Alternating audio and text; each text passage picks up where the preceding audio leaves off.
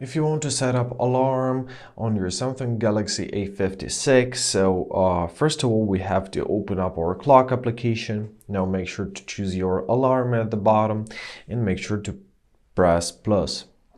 So here you can set up a timing. For example, we want our alarm to ring at 8 a.m. Now choose the days. So every Monday, Tuesday, Wednesday, Thursday, and Friday, for example, you can give your alarm some custom name. Let it name early. Why not? So you can change alarm sound.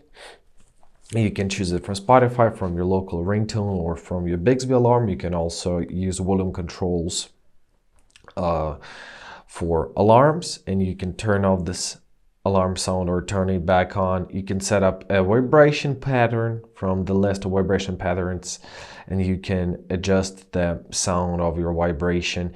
You can adjust the snooze, the interval, the repeat, and the alarm background itself. When you're satisfied, simply press save and make sure that it's turned on. So you can turn it off, turn it back on. In order to delete your alarm, you are to hold your finger right here, choose your delete option, and basically that's it.